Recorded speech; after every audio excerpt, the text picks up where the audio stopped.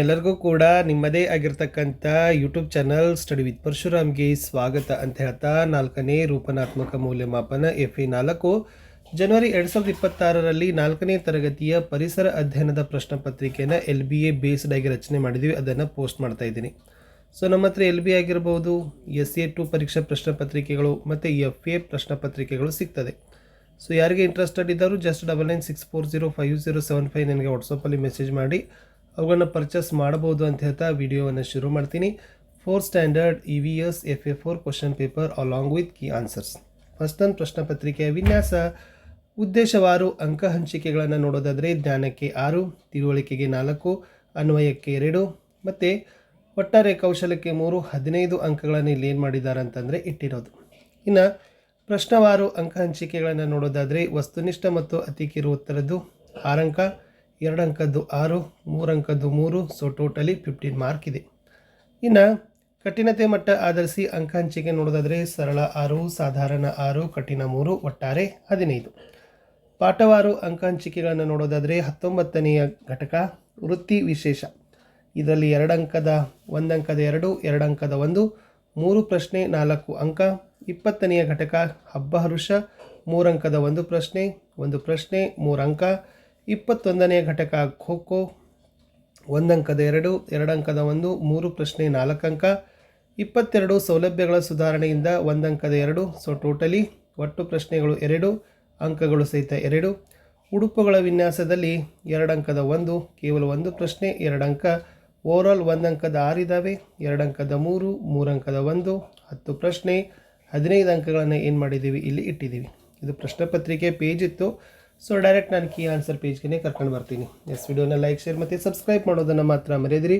Already ಕನ್ನಡವನ್ನು ಹಾಕಿದ್ದೆ, ಇನ್ನು ಇಂಗ್ಲೀಷ್ ಹಾಕಬೇಕು, ಅದು ಕೂಡ ವಿಡಿಯೋದ ಡಿಸ್ಕ್ರಿಪ್ಷನ್ ಬಾಕ್ಸ್ನಲ್ಲಿ ಹಾಕಿರ್ತೀನಿ ಅಂತ ಹೇಳ್ತಾ ಶೇರ್ ಮಾಡೋದನ್ನು ಮಾತ್ರ ಮರೆಯದಿರಿ. 4ನೇ ರೂಪನಾತ್ಮಕ ಮೌಲ್ಯಮಾಪನ FA4 ಜನವರಿ 2026 LBA ಆಧರಿಸಿ ರಚಿಸಿದ ಪ್ರಶ್ನೆ ಪತ್ರಿಕೆಯ ಮಾದರಿ ಉತ್ತರಗಳು. ತರಗತಿ 4, ವಿಷಯ ಪರಿಸರ ಅಧ್ಯಯನ, ಅಂಕ 15, ಸಮಯ 45 ನಿಮಿಷ. ಮುಖ್ಯ ಪ್ರಶ್ನೆ 1. ಕೆಳಗಿನ ಪ್ರಶ್ನೆಗಳಿಗೆ ಸರಿಯಾದ ಉತ್ತರವನ್ನು ಆಯ್ಕೆ ಮಾಡಿ ಬರೀಬೇಕು. 2 ಪ್ರಶ್ನೆ, ಪ್ರತಿ ಸರಿಯಾದ ಉತ್ತರಕ್ಕೆ 1 ಅಂಕ. 2 ಪ್ರಶ್ನೆ 2 ಅಂಕ. ಪ್ರಶ್ನೆ 1. ನಮ್ಮ ಮನೆ ನಿರ್ಮಾಣ ಮಾಡುವವರು ಯಾರು ಅಂತ ಕೇಳಿದ್ದಾರೆ. ಸೊ ಇಲ್ಲಿ ಆಯ್ಕೆ ಏನಿತ್ತಪ್ಪ ಅಂತಂದ್ರೆ A ಕಟ್ಟಡ ಕಾರ್ಮಿಕರು, B ವೈದ್ಯರು, C ಬುಡಕಟ್ಟು ಜನರು, D ಬಡಿಗ ಅಂತ ಇದೆ. So the answer is option A ಕಟ್ಟಡ ಕಾರ್ಮಿಕರು ಅಂತಕ್ಕಂಥದ್ದು ಏನಾಗ್ತದಪ್ಪ ಅಂದ್ರೆ ಸರಿ ಆಗ್ತದೆ. ಅದನ್ನೇ ನೀವು ಬರಿಬೇಕಿತ್ತು. ಇನ್ನು 2ನೇ ಪ್ರಶ್ನೆ, ಖೋ ಖೋ ಆಟದ ಮೈದಾನ ಯಾವ ಆಕಾರದಲ್ಲಿ ಇದೆ ಅಂತ ಕೇಳಿದ್ದಾರೆ. ಸೊ ಖೋ ಖೋ ಆಟದ ಮೈದಾನ ಕೇಳಿದರು, ಆಕಾರ ಕೇಳಿದರು. ಸೊ ಕೊಟ್ಟಿದ್ದಾರೆ A ಚೌಕ ಇದೆ, B ತ್ರಿಭುಜ ಇದೆ, C ಆಯತ ಇದೆ, D ಸಮತಲ ಇದೆ. ಸೊ ಆಪ್ಷನ್ C ಆಯತ ಅಂತಕ್ಕಂಥದ್ದು ಸರಿಯಾದ ಉತ್ತರವನ್ನು ನೀವು ಕೊಡಬೇಕಿತ್ತು. ಇನ್ನು ಮುಂದಿನ ಪ್ರಶ್ನೆ, ಬಿಟ್ಟ ಸ್ಥಳಗಳನ್ನು ತುಂಬಬೇಕು. 2 ಪ್ರಶ್ನೆ, ಪ್ರತಿ ಸರಿಯಾದ ಉತ್ತರಕ್ಕೆ 1 ಅಂಕ. 2 ಪ್ರಶ್ನೆ 2 ಅಂಕ. ಪ್ರಶ್ನೆ 3.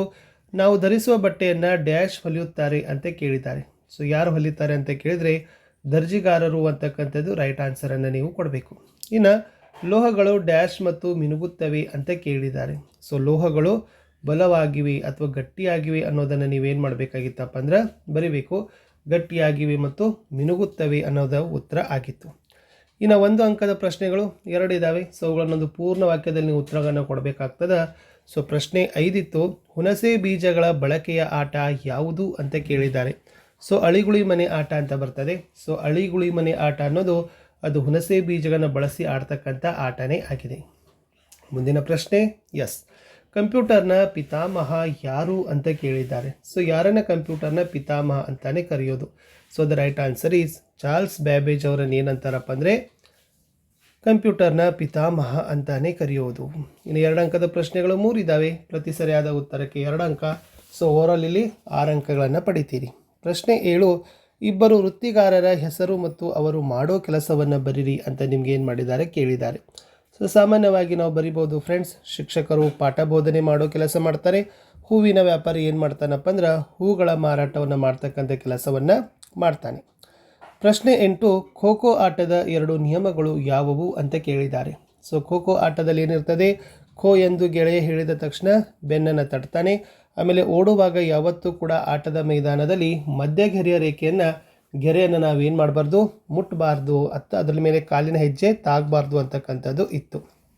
ಪ್ರಶ್ನೆ 9, ಉಡುಪುಗಳ ಉಪಯೋಗಗಳನ್ನು ಪಟ್ಟಿ ಮಾಡಿರಿ ಅಂತ ಕೇಳಿದ್ದಾರೆ. ಸೊ ಉಡುಪುಗಳು ನಮಗೆ ಏನು ಮಾಡ್ತವೆ? ಬಿಸಿಲು, ಮಳೆ, ಚಳಿಗಳಿಂದ ರಕ್ಷಣೆಯನ್ನು ಕೊಡ್ತವೆ, ಸಂಸ್ಕೃತಿ ಮತ್ತು ಪರಂಪರೆಯ ಪ್ರತಿಬಿಂಬವಾಗಿದ್ದಾವೆ, ನಮ್ಮ ಅಲಂಕಾರ ಮತ್ತು ಶೈಲಿಗಾಗಿ ಸೊ ಉಡುಪುಗಳು ನಮಗೆ ಬೇಕೇ ಬೇಕು ಅನ್ನೋದನ್ನು ನೀವೇನು ಮಾಡಬೇಕಾಗಿತ್ತು ಫ್ರೆಂಡ್ಸ್? ಬರಿಬೇಕಿತ್ತು.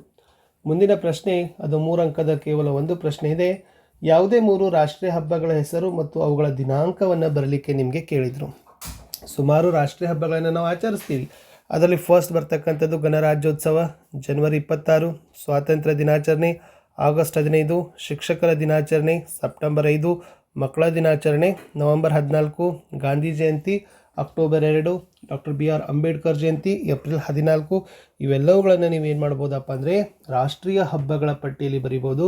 ಯಾಕಂದರೆ ಈ ಹಬ್ಬಗಳು ಇಡೀ ರಾಷ್ಟ್ರವ್ಯಾಪ್ತಿ ಏನಾಗ್ತಾವಪ್ಪ ಅಂದ್ರೆ ಆಚರಣೆಗೆ ಒಳಪಡ್ತವೆ ಅನ್ನೋದು ಕೂಡ ಒಂದು.